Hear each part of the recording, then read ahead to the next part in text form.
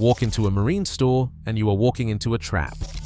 They take a $2 industrial part, wrap it in blue plastic, stamp the word marine on it, and charge a 400% markup.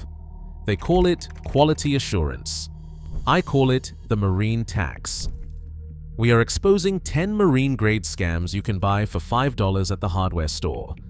The US Navy and commercial tugs do not shop at retail chandleries. They shop at industrial suppliers like Grainger and McMaster-Carr. Today, we are going to show you the exact part numbers, chemical codes, and engineering standards you need to stop getting ripped off. Start with hull stain remover, the classic marine-grade scam. You are handed a $28 bottle with a nautical label and a promise to erase rust stains from your gel coat. Flip it over, and the fine print admits the truth. The magic ingredient is oxalic acid. Here is the trick. Oxalic acid is sold at every hardware store as wood bleach powder. Same chemical, same cleaning power. Look for the CAS registry. Number 144-62-7. Grab a 1-pound tub for $8. Lab tests show a 99% purity match between the marine bottle and the hardware store powder. There is no secret sauce, just acid, water, and a little marketing markup. Mixing your own hull cleaner is dead simple. Scoop out 1 ounce of oxalic acid powder, dissolve it in a quart of warm water, and you have enough to scrub a whole hull for about 15 cents. That is 15 cents versus $28. Safety matters. Always wear gloves and goggles, and never mix oxalic acid with bleach. Rinse the hull well, then neutralize any leftover acid with a baking soda solution so you do not send anything nasty into the water. Look for the CAS registry, number 144-62-7. Again, if it matches, you are buying the real deal. Skip the marine markup, pocket the savings, and move on to the next scam. Now let's talk Teak cleaner, the classic 2-part kit you will find in every chandlery, usually for $45 or more. The label promises a miracle. Part A strips away years of grime and gray, and Part B brings back that golden teak glow. Flip the bottles over, and what do you actually get? Part A is just sodium hydroxide, plain old caustic soda, the same stuff that comes in a tub at the hardware store for $5. Part B is phosphoric acid, sold everywhere as rust remover or concrete cleaner. No secret marine formula, just a base and an acid. Here is how you make your own for pennies. For Part A, measure out 100 grams of sodium hydroxide and dissolve it in 1 liter of water. Always add the powder to the water, never the other way around, because this stuff gets hot fast. It is an exothermic reaction. Gloves and goggles are not optional here.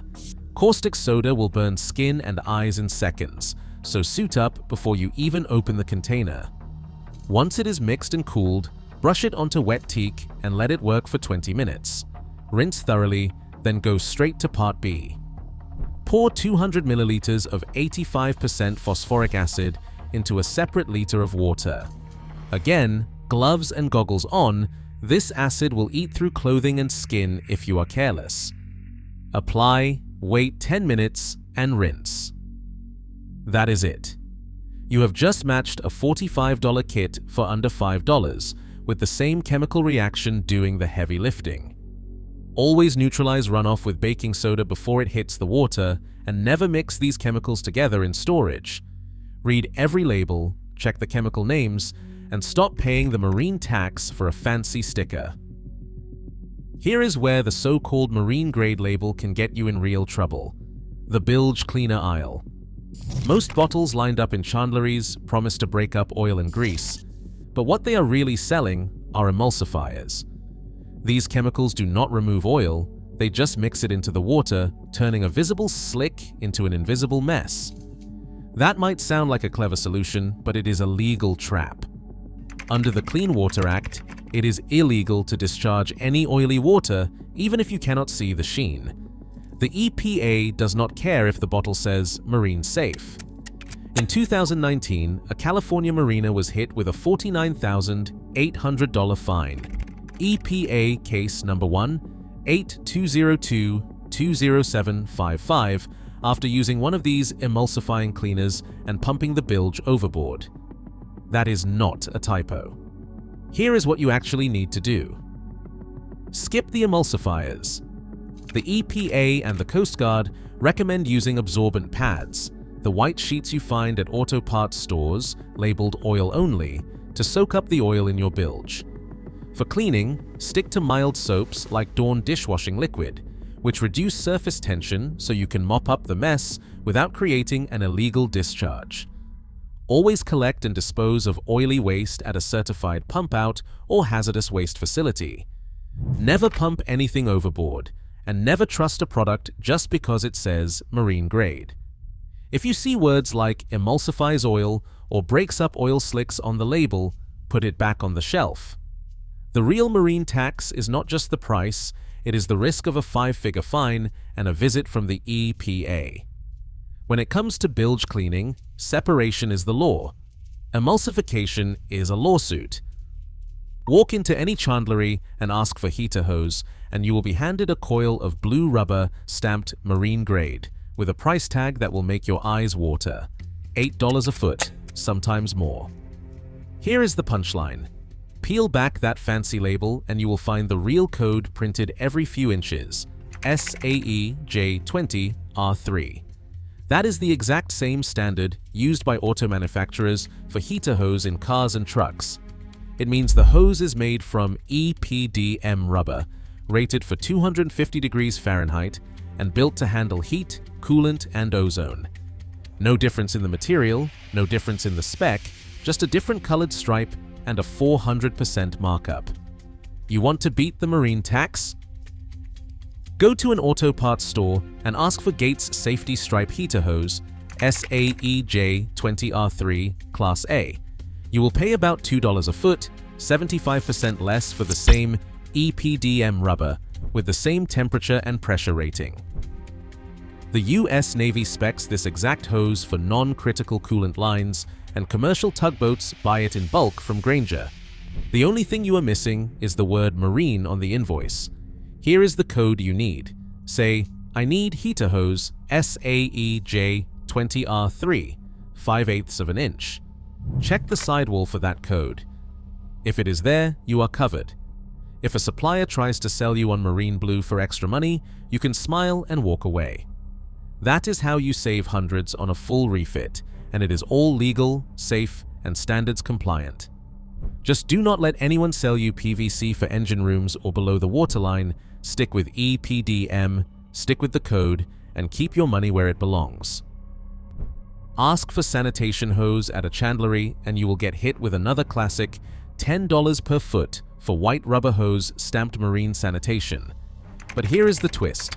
On straight runs above the waterline, Schedule 40 PVC does the exact same job for a fraction of the price. We are talking about the thick, rigid white PVC you find in every hardware store, labeled ASTM D1785. It is chemically impermeable, which means zero odor leaks, even after years of use. That is the reason commercial fishing boats and charter outfits run PVC for long stretches under settees and decks. No stink, no mess, and no 400% markup. But there is a hard line you never cross. Never use PVC below the waterline. Not for through hulls, not for seacocks, not for anything that could flood the boat if it fails. PVC is rigid and tough, but it can shatter under impact or freeze. A BYCH 22 and every insurance policy out there agree.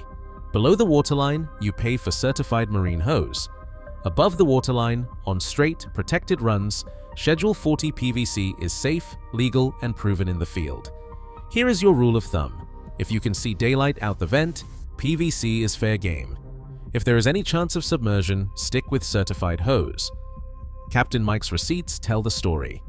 He swapped out $320 worth of marine sanitation hose for $35 in PVC with zero odor after 2 seasons afloat. That is hundreds saved, no compromise, and a receipt you will want to keep. Always check the route, check the code, and never let anyone sell you PVC for anything below the waterline. That is how you beat the marine tax without risking your boat.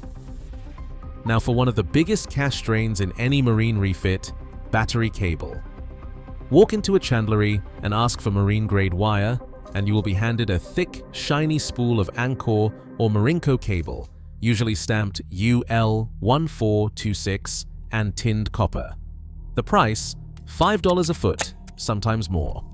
Here is the catch. The same standards that govern marine wire also apply to industrial welding cable, and the right kind of welding cable meets every ABYCE 11 requirement for boat wiring. That is ABYCE 11, the rulebook for safe marine electrics. What you want is tinned Royal Excelene welding cable. Look for tinned copper on the label and check the jacket for the UL44 stamp. That is UL44, the code for high flex, oil-resistant, heat-rated wire. The secret is in the tinning. Peel back a half-inch of insulation and you should see every strand coated with a bright silver finish, not bare copper. Give those strands a twist. If they are fine and flexible, you are holding Type 3 cable, just like the marine stuff. Count the strands if you want to be sure. A proper 4-0 cable should have over 2,000 tiny wires inside, not the coarse bundles you find on cheap jumper cables. Let us do the math. At the hardware store or an industrial supplier, that same Royal Excelene tinned cable runs about $2.50 a foot. That is half the price of the marine label with identical specs. ABYC certified electricians use it on commercial tugs and Navy patrol boats, and they will tell you straight, if the strands are tinned, the jacket says UL44, and the cable is flexible, you are set. Save yourself a couple of $100 on a battery run and put the savings towards something that actually keeps you safe, like certified fuses or ignition protected gear. Always check the label, strip and inspect the wire, and do not let anyone sell you the marine tax for what is really just industrial cable in a blue box. Heat shrink tubing is another classic where the marine tax bites hard. Walk into a chandlery and you will find little blister packs labeled marine grade adhesive heat shrink, $2 for a single piece, maybe 3 inches long. Flip it over and the fine print reveals the real spec, dual wall adhesive lined 2:1 shrink ratio. That is the same stuff sold by the foot at any industrial supplier or hardware store, usually in a big box for a fraction of the price. Here is what matters. You want dual wall heat shrink, which means it has an inner glue lining that melts and seals the connection as you shrink it. Look for 2:1 shrink ratio. That means it shrinks to half its original diameter, perfect for tight, waterproof wire joints. The real technical code is UDSA L224. If you see that on the box, you are holding the exact same tubing spec'd for marine use, just without the fancy anchor logo. The savings are real. That $2 blister pack costs about 50 cents when you buy it in bulk. That is a 75% discount for the same product. Industrial suppliers like McMaster-Carr or Waytech will sell you a whole bag for the price of a single retail pack. Search for dual wall adhesive heat. Shrink UL224, that is your magic phrase. Buy an assortment of sizes and you will never get caught short in the middle of a wiring job again. Application is simple. Slip the tubing over your soldered or crimped joint, heat it with a heat gun or even a lighter, and watch the glue flow out the ends. You get a sealed, corrosion-proof connection that meets every ABYCE 11 requirement for boat wiring. Do not let anyone sell you on marine exclusive. The only thing exclusive is the markup. Build your wiring toolkit the smart way and keep your money for parts that actually matter. Let's talk stainless steel fasteners, the heart of every deck fitting, rail mount, and engine bracket. Walk into a chandlery and grab a single so-called marine grade bolt, and you will pay $5 or more for a single 1/4 inch bolt. Flip over the bag and you will see a 316 stamp or sometimes A4. Here is the secret. 3/16 is the alloy code and A4 is the European equivalent. Both mean you are getting stainless steel with 16% chromium, 10% nickel, and 2% molybdenum. the magic combo that keeps rust at bay in salt water. But that same bolt with the exact same head stamp is sold in 50 packs at industrial suppliers like McMaster-Carr for about $20.40 a bolt. That is a markup of over 1,000% just for a blue label. If you want to know you are getting real 3116 and not cheaper 304, check the markings. The head should say 3116, A4, or sometimes A47A. No stamp, walk away. XRF lab tests confirm the alloy every time, 16.8% chromium and 2% molybdenum right on spec.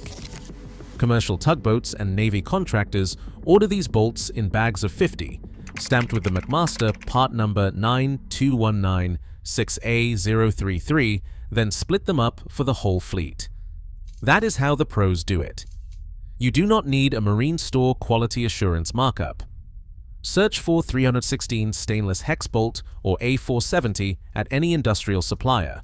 Order a bag, check the stamp, and you are set for every deck job on the list. Next up, the other silent scam hiding in plain sight, overpriced O-rings. O-rings are one of those silent wallet drains hiding in every boatyard bin. Ask for a so-called marine-grade fuel O-ring, and you will get a tiny black donut in a zip bag, maybe 2 for $10. The fancy label claims fuel-safe and ethanol-resistant, but here is the truth. If it is not Viton, it is not up for the job. Viton, also called FKM, is a high-performance rubber made to handle diesel, gasoline, and ethanol blends without swelling or breaking down. It is the industry standard for fuel systems on boats, planes, and even refinery pumps. Here is the trick. You do not need a special marine supplier to get real Viton O-rings. Go to any industrial supply, think McMaster-Carr or Grainger, and search for Viton O-ring kit. You will find a box of 100 assorted sizes for $15 flat. That is right.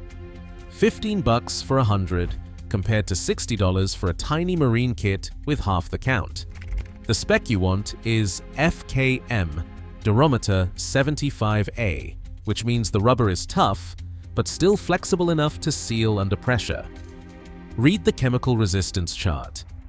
Viton shrugs off gasoline, diesel, biodiesel, and E10 ethanol, while cheap nitrile or Buna N turns gummy and leaks. Every pro mechanic knows if it is not brown or dark green and stamped FKM or Viton, it is not going near a fuel line. Order your kit in bulk, keep a handful in your toolbox, and you will never pay the marine tax again for something that costs pennies to replace. That is how you build a real spares kit, and why commercial fleets never buy O-rings one at a time. Here is where you draw the hard line. Some parts of a boat are not the place to cut corners or hunt for a bargain. Ignition. Protected. Alternators are non-negotiable. The US Coast Guard spells it out in black and white. Title 33 of the Code of Federal Regulations, Section 183.410. Any alternator or starter installed in a gasoline engine compartment must be labeled ignition protected. No exceptions, no substitutions. If a part does not carry that stamp, you are gambling with your boat, your insurance, and your life. Insurers routinely deny claims after fires caused by non-compliant gear, and the US Coast Guard has cited owners for using automotive alternators in marine engine rooms. The same goes for flares, life jackets, and fire extinguishers. These must all meet US Coast Guard approval with clear markings and up-to-date expiration dates. No hardware store shortcut is worth the risk. Buy these items from a reputable marine supplier, keep the receipts, and check the label every time. Save your money on hoses, wire, and cleaners, but pay the marine tax where it counts, on anything that keeps you afloat, keeps you legal, or keeps you alive. The rule is simple. For safety gear and anything that could spark or save your life, always go Marine Certified. For everything else, skip the markup and pocket the savings. Right now, every time you grab a so-called marine-grade part, you are either getting real engineering or just paying the marine tax. If the label says 316 stainless, SAE J20R3, or CAS 144-62-7, you know what to do. Buy smart, not scared.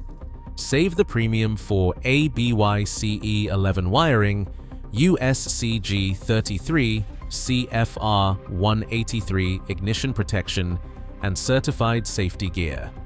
Stop paying for blue plastic. Start paying for what matters. Let me know your best marine hacks below.